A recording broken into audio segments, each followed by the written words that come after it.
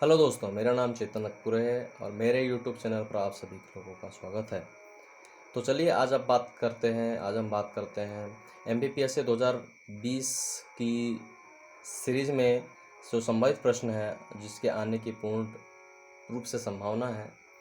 तो उसका आने वाला जो जो पहला सीरीज़ था मैं अपलोड कर दिया था, जो 25 क्वेश्चन का। दूसरा सीरीज़ है, मैं आज अपलोड कर रहा हूँ। और आने वाला जो सीरीज़ है वो भी आपको बहुत जल्दी जल्दी मिलते जाएगा। इसके लिए आपको मेरे चैनल को सब्सक्राइब करना पड़ेगा, लाइक शेयर करना पड़ेगा और आप अपने दोस्तों से भी आपको शेयर करना पड़ेगा। तो लीजिए दोस्तों, आज का पहला क्वेश्चन। तो चलिए दोस्तों, M P P S C 2020 के लिए जो संभावित प्रश्न है उसकी सीरीज़ का दूसरी सीरीज़ का पहला क्वेश्चन, कलगी तुर्रा कहाँ का लोक गायन है। तो ये कलगी तुर्रा एक्चुअल में निमाड़ क्षेत्र में अधिकतर प्रचलित है। तो ये जो है चंगे के थाप पर इसको गाया जाता है। तो इसमें दो अखाड़े होते हैं, एक कलगी के नाम से और एक तुर्रा अखाड़ा के नाम से।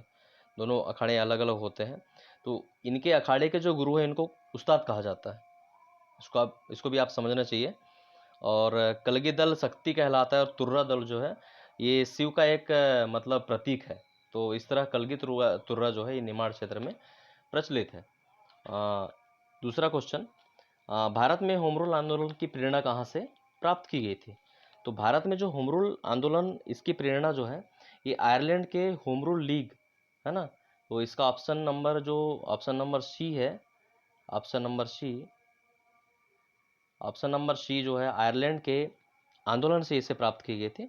और इसका जो नेतृत्व है ये बाल गंगाधर तिलक और एनी बेसेंट के द्वारा किया गया था। तो होम रूल आंदोलन का चलाने का जो विचार है एक्चुअल में ये एनी बेसेंट के दिमाग से आया था, लेकिन इसको जो एग्जीक्यूट किया था मतलब क्रियान्वयन किया था ये बाल गंगाधर तिलक के द्वारा किया गया था। तो आपको एक चीज़ और याद रखना चाहिए इसमें कि इसकी शुरुआत कब हुई थी। तो 28 अप्रैल 1916 में इसकी शुरुआत की गई थी। तो इसे भी आप अपना एक कॉपी में नोट कर सकते हैं। अच्छा, इसका यदि प्रथम अध्यक्ष पूछ लें और सचिव पूछ लें तो इसके प्रथम अध्यक्ष थे जोसेफ बैप्टिस्टा और इसके जो सचिव थे एनसी केलकर थे। तो इस तरह से ये क्वेश्चन नंबर दूसरा का ऑप्शन नंबर सी आएगा। चलिए तीसरा क्वेश्चन, नोबेल पुरस्कार पाने वाले भारतीय भारतीय मूल के व्यक्तियों के बारे में असत्य कथन छाटिए पूछ रहा है। तो सीवी रमन जो है भौतिक नोबेल पुरस्कार 1930, ये सही है ना, ये तो बिल्कुल सही है। मदर टेरेसा शांति नोबेल पुरस्कार 1989, ये नहीं, 1989 नहीं होना चाहिए। कैलाश सत्यार्थी शांति नोबेल पुरस्कार 2014, ये भी बिल्कुल सही है, इनको मिला था 2014 में, है ना। अमर्त्य सेन अर्थशास्त्र नोबेल पुरस्कार 1998, ये भी सही है। तो ऑप्शन नंबर बी जो है ये शांति नोबेल पुरस्कार ये जो है 1979 में आना चाहिए, 1979 में। तो ऑप्शन नंबर सी जो है ये 1979 आएगा। इसको आप कहीं भी नोट कर सकते हैं, आप इसको कहीं भी नोट कर सकते हैं। तो ऑप्शन क्वेश्चन नंबर 3 का बी। क्वेश्चन नंबर चौथा, आल्पस पर्वत श्रेणी किस देश का हिस्सा नहीं है पूछ रहा है। तो आल्पस जो पर्वत श्रेणी है ये एक्चुअल में स्पेन में नहीं आता है, स्पेन में नहीं आता है।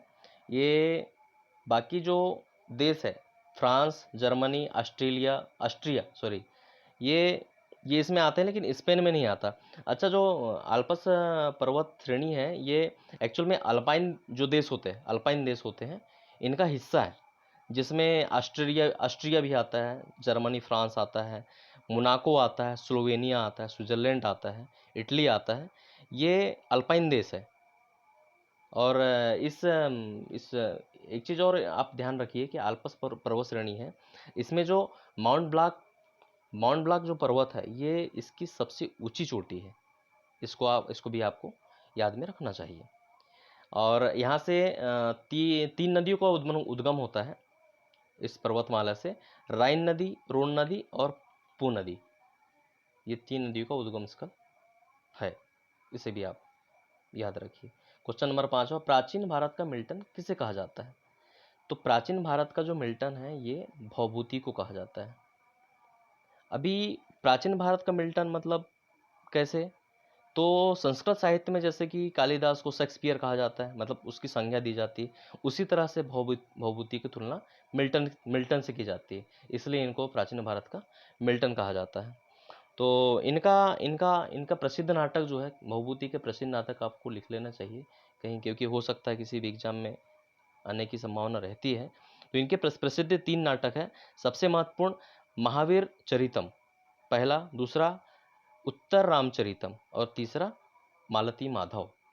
ये आपको नोट कर लेना चाहिए। क्वेश्चन नंबर 6वां, मांडू का शासक बाज बहादुर किस मुगल शासक के समकालीन था? तो ये अकबर के समकालीन था, ये अकबर के समकालीन था। वो बाज बहादुर जो है ये एक्चुअल में मालवा का शासक था, लेकिन जब अकबर ने मालवा पर आक्रमण करने के लिए आदम खान को भेजा, तो युद्ध में बाज बहादुर पराजित हो गया। युद्ध में क्या है, बाज बहादुर पराजित हो गया और कई राज्यों में घूमता रहा, लेकिन किसी ने संरक्षण दिया। अंततः जो है अकबर ने इनका संरक्षण किया और उनको 2000 की मनसबदारी प्रदान की। तो इस तरह से इनका जो समकालीन है, वो बाज बहादुर का जो समकालीन है वो अकबर आएगा। 7वां नंबर का क्वेश्चन, चौमासा पत्रिका का प्रकाशन किस जगह से होता है? तो चौमासा पत्रिका जो है ये आदिवासी लोक कला बोली विकास अकादमी मध्य प्रदेश भोपाल से प्रकाशित होती है। ऑप्शन नंबर फर्स्ट जो है इसका उत्तर आएगा। चौमासा पत्रिका जो है भोपाल से प्रकाशित होती है। अच्छा, इसका आप जो प्रकाशन वर्ष ये भी लिख सकते हैं, 1983 इसका प्रकाशन वर्ष है। क्वेश्चन नंबर 8वां, मध्य प्रदेश राज्य की प्रथम पर्यटन नगरी का दर्जा किसे प्राप्त है, या प्रथम पर्यटन नगरी किसे कहते हैं? तो शिवपुरी को प्रथम पर्यटन नगरी कहते हैं। तो इनको प्रथम पर्यटन नगरी क्यों कहते हैं? तो इसका सबसे बड़ा कारण जो है, इसकी जो प्राकृतिक सुंदरता और सांस्कृतिक विरासत है बहुत अच्छी है, मतलब बहुत ही सुंदर है, और यहाँ पे जो पर्यटक है बहुत बड़ी संख्या में आते हैं। अच्छा, ये एक्चुअल में ग्वालियर घराना जो था सिंधिया परिवार का, इसकी इसकी जो है ग्रीष्मकालीन राजधानी भी कई वर्षों तक रही है शिवपुरी। तो इसीलिए इसको प्रथम पर्यटन नगरी का दर्जा दिया गया। क्वेश्चन नंबर 9वां, रेवाकुंड पर्यटन स्थल किस क्षेत्र से संबंधित है? तो रेवाकुंड पर्यटन स्थल है, ये एक्चुअल में मांडू से संबंधित है। अब रेवाकुंड के बारे में कुछ बातें हैं, जैसे कि रेवाकुंड एक कृत्रिम झील है, मतलब ये इसको किसी शासक के द्वारा बनाया गया है, तो ये बाज बहादुर के द्वारा बनाया है। रानी रूपमती का जो मंडप था उसमें पानी आपूर्ति करने के लिए या पानी आपूर्ति करवाने के लिए इसे बनाया गया था। तो आप जानते होंगे बाज बहादुर रानी रूपमती की जो प्रेम कहानी है ये इसी को समर्पित है। तब ये रेवाकुंड जो है एक धार्मिक स्थल भी है। तो इस तरह रेवाकुंड जो है इसका क्षेत्र है वो मांडू आ जाएगा। ठीक है। प्रश्न क्रमांक 10वां का, एकमात्र हिल स्टेशन पचमणी के निकट महादेव पर्वत से कौन सी नदी निकलती है? तो ये आसान क्वेश्चन था। तवा नदी यहाँ से निकलती है। तवा नदी जो है ये मध्य प्रदेश की प्रमुख नदी में से एक है। होशंगाबाद जिले के पचमणी से निकलती है। महादेव पर्वत, यहाँ पे महादेव पर्वत है। ये महादेव पर्वत में एक कालीभीत पहाड़ियाँ है, यह इससे इसका उद्गम होता है। अच्छा, इसकी लंबाई भी आपको याद रखना चाहिए, 172 किलोमीटर है, 172 किलोमीटर है। इस पर ही तवा बांध बना हुआ है, और ये नर्मदा जो नदी है इनकी सबसे बड़ी सहायक नदी है। इसे भी आपको याद रखना चाहिए। प्रश्न क्रमांक 11, दुबेला संग्रहालय कहाँ स्थित है? तो दुबेला संग्रहालय जो है ये छतरपुर में स्थित है। छतरपुर में स्थित है दुबेला संग्रहालय। इसको बनवाया किसने था? तो महाराजा छत्रसाल थे, इन्होंने इसे बनाया था। तो इसके बारे में आपको इतना ही याद रखना चाहिए, ये महाराजा छत्रसाल के द्वारा इसे बनाया गया था, और ये छतरपुर में स्थित है, जिला छतरपुर में स्थित है। और इसका उद्घाटन कब किया गया था? इसको आपको थोड़ा सा याद रखना चाहिए। तो 12 सितंबर 1955 में जो है अपने प्रथम प्रधानमंत्री थे पंडित जवाहरलाल नेहरू, इनके माध्यम से इनका जो है उद्घाटन हुआ था। तो बस दुबेला संग्रहालय छत्रपुर में स्थित है, इतना याद रखना चाहिए। वर्नाक्युलर प्रेस एक्ट से बचने के लिए किस पत्रिका ने अपना प्रकाशन रातों रात बांग्ला भाषा से अंग्रेजी भाषा में परिवर्तित कर दिया? तो ये अमृत बाजार पत्रिका है। ये अमृत बाजार पत्रिका है जो कि मतलब वर्नाक्युलर प्रेस एक्ट से बचने के लिए इन्होंने अपना प्रकाशन जो है बांग्ला भाषा से अंग्रेजी भाषा में परिवर्तित कर दिया था। तो वर्नाक्युलर प्रेस एक्ट आपको जान लेना चाहिए कि होता क्या है, मतलब क्या है वो। तो एक्चुअल में हुआ क्या था, 1857 की जो क्रांति हुई थी, इसमें क्या है, इसके पश्चात जो है जो प्रकाशन है, समाचार पत्रों का प्रकाशन है, इसमें मतलब बहुत तेज वृद्धि हो गई थी। तो इससे जो है सरकार के खिलाफ जो है थोड़ी सी आलोचना होने लगी थी, मतलब कुछ पहले से कुछ ज़्यादा आलोचना होने लगी थी। तो हुआ यह था कि जो लॉर्ड लिटन था, वायसराय जो था उस समय का, लॉर्ड लिटन, तो इन्होंने देसी भाषा के जो समाचार पत्र होते हैं, जैसे बांग्ला हो गया, हिंदी हो गया, इनके ऊपर ये एक प्रतिबंध लगाने के लिए 1878 में इन्होंने एक समाचार पत्र अधिनियम लाया। तो इसी को हम वर्नाक्युलर प्रेस एक्ट कहते हैं।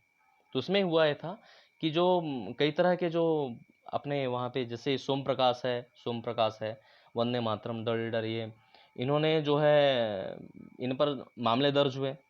लेकिन इसमें से अमृत बाजार पत्रिका जो है, इन्होंने अपना जो समाचार पत्र था इसको बांग्ला भाषा से अंग्रेजी भाषा में परिवर्तित कर दिया। तो ये इनका जो है ये वर्नाकुलर प्रेस एक्ट से बच गए। तो वर्नाकुलर प्रेस एक्ट जो है इसको आपको याद रखना चाहिए कि ये 1878 में लागू हुआ था, और ये लॉर्ड रिपन के द्वारा 1982 में इसको 1882 में इसको रद्द कर दिया गया। इसको भी आपको याद रखना चाहिए। क्वेश्चन क्रमांक 13, तान्या सचदेवा का संबंध किस खेल से है? तो तान्या सचदेवा का जो संबंध है, ये एक शतरंज खिलाड़ी है जो कि इंटरनेशनल मास्टर भी खेल चुकी है, महिला ग्रैंड मास्टर भी खेल चुकी है। अच्छा, ये जब मात्र 18 साल की थी तो इन्होंने अपना पहला अंतर्राष्ट्रीय खिताब हासिल कर लिया था, ये भी आपको याद रखना चाहिए। और साथ में जो है भारत सरकार ने इनको 2009 में अर्जुन पुरस्कार भी प्रदान किया था। तो तानिया सचदेवा का जो संबंध है ये शतरंज से है, ऑप्शन नंबर इसका सी आएगा। तो आपको इसको याद रखना है। किस संविधान संशोधन के द्वारा राष्ट्रीय अनुसूचित जनजाति आयोग की स्थापना की गई थी? हाँ, ये थोड़ा तगड़ा क्वेश्चन है, तो ये बहुत अच्छा क्वेश्चन है। तो 89 में मतलब 89वें संविधान संशोधन के द्वारा इनको इनको जो है आयोग की स्थापना की गई थी। तो अच्छा, ये 89 89वां संविधान संशोधन कब हुआ था? तो ये 2003 में हुआ था, 2003 में लागू हुआ था। तो भारत में जो है राष्ट्रीय अनुसूचित जाति आयोग एक स्वायत्त संस्था है, मतलब ये ऑटोनोमस है। तो इसकी स्थापना जो 1978 में हुई थी, ये आपको याद रखना चाहिए। और एक संवैधानिक संस्था, सीधी सी बात है, यदि संविधान के द्वारा संशोधन होता है, संवैधानिक संस्था होगी। तो इसका जो है 89वां संविधान संशोधन 2003 में पारित हुआ था। तो जिसमें क्या क्या हुआ था, अनुसूचित जाति एवं अनुसूचित जनजाति आयोग 2 भागों में विभाजन हुआ इसका। और अनुसूचित जाति आयोग जो है ये अनुच्छेद क्रमांक जो है 338 में है, और अनुसूचित जनजाति आयोग है ये अनुच्छेद क्रमांक 338 क में है। तो इसको आपको थोड़ा सा याद रखना चाहिए, ताकि कभी किसी तरह का क्वेश्चन आ जाए कि अनुच्छेद 338 में क्या है, तो आपको बताने के लिए हो कि अनुसूचित जाति आयोग, राष्ट्रीय अनुसूचित जाति आयोग इसमें है। तो क्वेश्चन क्रमांक 14 का डी ऑप्शन सही है। प्रश्न नंबर 15, बंदी प्रत्यक्षीकरण की रिट किसके खिलाफ जारी की जा सकती है? तो बंदी प्रत्यक्षीकरण की जो रिट है ये सार्वजनिक प्राधिकरण और व्यक्तिगत प्राधिकरण, ये दोनों के खिलाफ जारी की जा सकती है। तो होती क्या है ये थोड़ा सा देख लेते हैं। तो रिट जो है ये उच्चतम न्यायालय और उच्च न्यायालय, ये दोनों के द्वारा जारी की जा सकती है। अच्छा, उच्चतम न्यायालय के द्वारा अनुच्छेद क्रमांक 32 के थ्रू जारी की जा सकती है, और उच्च न्यायालय के द्वारा अनुच्छेद क्रमांक 226 के तहत रिट जारी कर सकते हैं। अच्छा, रिट जो है वो कितने प्रकार की हो सकती है? तो रिट 5 प्रकार की होती है। कौन सी? बंदी प्रत्यक्षीकरण, परमादेश, प्रतिषेध, उत्प्रेषण और अधिकार परीक्षा। तो ये 5 तरह की रिट होती है, तो इसको आपको याद रखना चाहिए। कभी किसी समय हो सकता है कि एमपीपीएससी मेंस में का आपको कभी 3 मार्कर में क्वेश्चन पूछ ले। अच्छा, बंदे प्रत्यक्षीकरण होती क्या है? तो इसका छोटा सा एक परिभाषा के तौर पे, तो इसका संबंध जो है ये न्यायालय के आदेश से होता है। यदि इनलीगल तरीके से किसी ने हिरासत में लिया गया है, तो न्यायालय उनके खिलाफ एक रिट जारी कर सकता है। तो ये रिट किसके खिलाफ जारी कर सकता है? ये सार्वजनिक प्राधिकरण के खिलाफ भी और व्यक्तिगत तौर पे भी। यदि व्यक्तिगत आदमी है तो व्यक्तिगत का, सार्वजनिक प्राधिकरण है तो इसके खिलाफ, मतलब दोनों के खिलाफ जारी कर सकते हैं। ऑप्शन नंबर इसका सी है। अच्छा, रिट कब कब जारी नहीं कर सकता न्यायालय? कब कब जारी नहीं कर सकता? तो इसके 4 तरह के वो है कि यदि हिरासत कानून सम्मत लिया गया हो, मतलब कानूनी तरीके से हिरासत लिए गए, तब जारी नहीं कर सकते।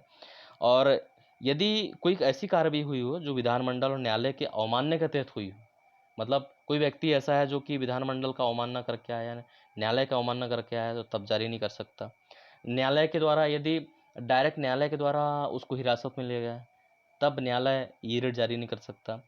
और हिरासत जो है न्यायालय के न्याय क्षेत्र से बाहर हुई हो, मतलब मान के चलो कि हाई कोर्ट का मुद्दा है और उसके कार्य क्षेत्र के बाहर हुई हो, तो वो ये रिट जारी नहीं कर सकते। तो ये चीज़ें भी आपको याद रखना चाहिए।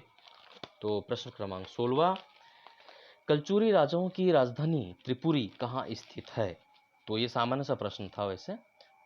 कलचुरी राजाओं की राजधानी त्रिपुरी जो है जबलपुर में स्थित है। आप भेड़ाकोट रोड पे जाएंगे तो यहाँ पे आपको मिल जाएगी, यदि कोई मध्य प्रदेश का रहने वाला निवासी है तो। ये समथिंग 1000 ईसा पूर्व नहीं, ईस्वी 1000 ईस्वी के लगभग, मतलब जबलपुर के जो कलचुरी राजा थे, ये इनकी राजधानी थी, है ना। तो जबलपुर में, अच्छा, इनका उत्खनन भी करवाया है सागर विश्वविद्यालय के जो प्रोफेसर थे, है ना, श्री दीक्षित के निर्देशन में इनका उत्खनन कार्य भी हुआ है।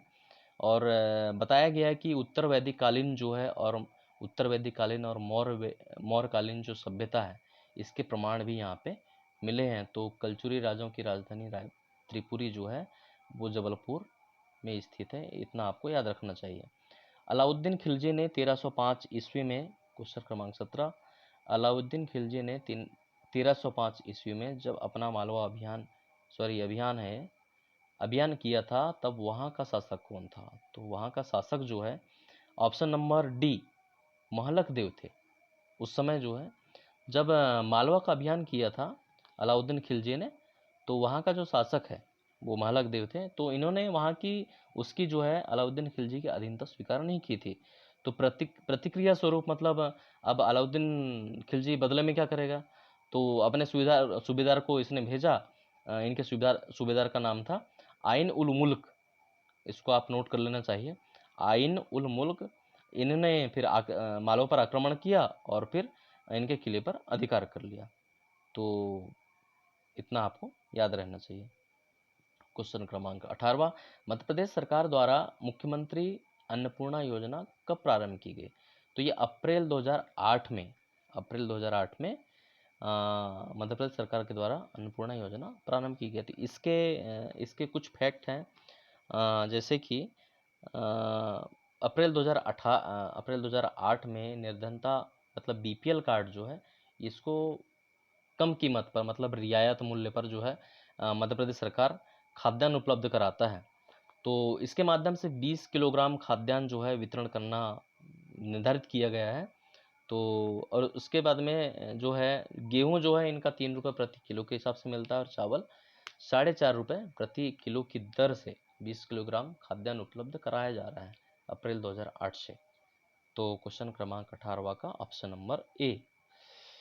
इसके बाद में क्वेश्चन क्रमांक 19, खरमोर पक्षी के लिए विख्यात मध्य प्रदेश का प्रमुख अभ्यारण्य कौन सा है? तो खरमोर पक्षी के लिए दोनों हैं, 2 अभ्यारण्य, मतलब एक सैलाना भी है ना।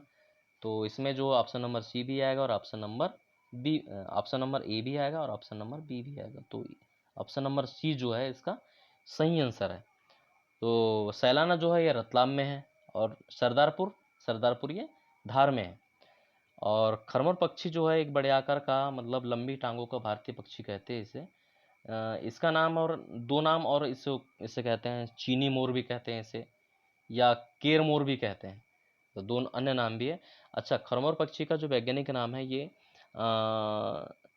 साइफेराइट्स साइफेटाइट्स साइफेटाइट्स इंडिकस, ये आपको थोड़ा सा नोट कर लेना चाहिए, पढ़ने में थोड़ी सी परेशानी आ रही है। साइफोटाइट्स साइफोटाइट्स इंडिकस, ये इसका वैज्ञानिक नाम है, तो इसको आपको याद रखना चाहिए। ओलंपिक के व्यक्तिगत स्पर्धा में कोई पदक जीतने वाला प्रथम भारतीय कौन था? तो ये सबसे पहले केडी जादव थे। केडी जादव ने 1952 में सबसे पहले, तो केडी जादव ने 1952 में हेलसिंकी में जब ओलंपिक हुआ था 1952 में, तो कुश्ती की प्रतिस्पर्धा हुई थी, इन्होंने कांस्य पदक जीता था। और फिर अपने भारत सरकार ने इनको मरणोपरांत अर्जुन पुरस्कार से सम्मानित किया था सन 2000 में। अच्छा, इसके बाद में जो है प्रथम भारतीय महिला जो है वो कर्णम मल्लेश्वरी थी, जिन्होंने 2000 सिडनी ओलंपिक में पदक जीता था। मतलब महिला में यदि बोले तो कर्णम मल्लेश्वरी है, और पुरुष में ये केडी जादव जी है। वो प्रश्न क्रमांक 21वां, राजगोपालाचारी फार्मूला योजना जो है ये कब प्रस्तुत की गई थी? राजगोपालाचारी फार्मूला जो है ये 1944, मतलब 10 जुलाई 1944 को जो है ये प्रस्तुत की गई थी। ये एक्चुअल में था क्या, वो कांग्रेस और मुस्लिम लीग के मध्य में एक समझौता हुआ था, तो इसी को हम राजगोपालाचारी फार्मूला कहते हैं। अच्छा, तो एक नोट करने वाली बात यह है कि राजगोपालाचारी ऐसे प्रथम कांग्रेसी नेता थे जिन्होंने भारत विभाजन को स्वीकार किया था। यदि पूछ ले ऐसा कभी क्वेश्चन कि किनने जो है भारत विभाजन स्वीकार किया था, तो राजगोपालाचारी ऐसे प्रथम व्यक्ति थे जिन्होंने भारत विभाजन को स्वीकार किया था। प्रश्न क्रमांक 22वां, राज्य पुनर्गठन अधिनियम 1956 के तहत कितनी आंचलिक क्षेत्रीय परिषदें जोनल काउंसिल स्थापित की गई? तो ये 5 है, 5 स्थापित की गई। तो इसको पूरे देश को जो है 5 क्षेत्रों में बांटा गया है ना। उत्तरी क्षेत्रीय परिषद हो गया, केंद्रीय क्षेत्रीय परिषद हो गया, पूर्वी क्षेत्रीय परिषद हो गया, पश्चिमी क्षेत्रीय परिषद हो गया, और दक्षिण क्षेत्रीय परिषद। तो ये 5 जो है जोनल काउंसिलिंग में अपने पूरे देश को बांटा गया है, और एक संवैधानिक निकाय है।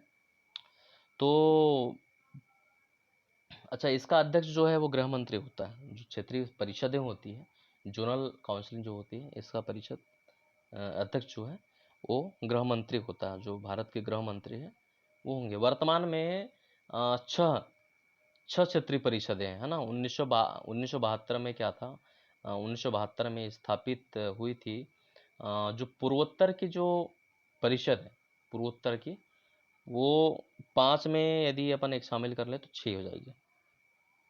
तो अभी वर्तमान में 6 क्षेत्रीय परिषदें हैं, तो जिसका मुख्यालय शिलांग में है। जो पूर्वोत्तर क्षेत्रीय परिषद है इसका मुख्यालय अभी वर्तमान में शिलांग में है।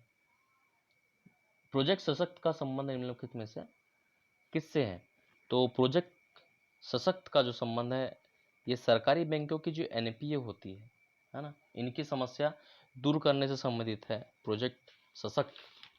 तो इसको आपको ऑप्शन नंबर ए इसका सही आंसर होगा, इसे याद रखना चाहिए। क्वेश्चन क्रमांक 24वां, बूढ़ा देव मध्य प्रदेश के किस जनजाति के प्रमुख देवता है? तो बूढ़ा देव जो है बैगा जनजाति जो है ना, ऑप्शन नंबर डी इसके प्रमुख देवता है। तो बैगा जनजाति जो है इसके प्रमुख देवता, अच्छा कौन से 3 प्रमुख देवता हैं इनके, एक बूढ़ा देव है, एक दूल्हा देव है, एक ठाकुर देव है। तो इनको जैसे इलोबोरेट करेंगे तो बूढ़ा देव क्या है, साल के वृक्ष पर निवास करते हैं, मतलब साल के वृक्ष को पूजे जाते हैं। और दूल्हा देव बीमारियों से रक्षा करते हैं इनकी, और ठाकुर देव गांव की रक्षा करते हैं। इस तरह से ये अपने देवों को एलोबोरेट करते हैं। अच्छा, बैगाओं के बारे में कुछ फैक्ट अपन देख लेते हैं।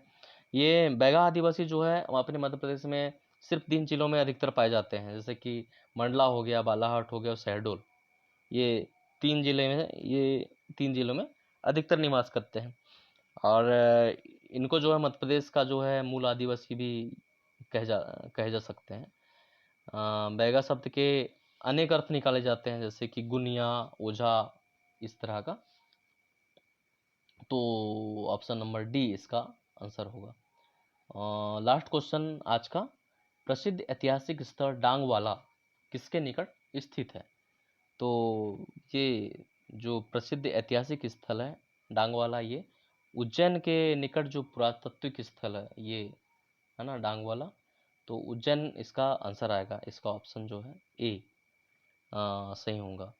तो लगभग 2000 ईसा पूर्व से लेकर परमार काल तक के अवशेष यहाँ से प्राप्त हुए, है ना। अब यहाँ से प्राप्त जानकारी में ताम्रपाषाणकालीन है ना, ताम्रपाषाणकालीन जानकारी यहाँ से मिलती है। विभिन्न प्रकार के चित्रित मृदभांड मृदभांड यहाँ से मिले। मृदभांड बोले तो जो घड़े की आकृति का जो भी चित्र उसके ऊपर चित्रित किया जाता है, ये मृदभांड कहलाते हैं। तो आज का प्रश्न यहीं पर समाप्त होता है। तो वीडियो को यदि आपको पसंद आता तो लाइक कीजिए, शेयर कीजिए अपने दोस्तों के साथ में, ताकि आने वाला वीडियो जो है आपको बहुत जल्दी से जल्दी मिल सके। तो धन्यवाद, नमस्कार।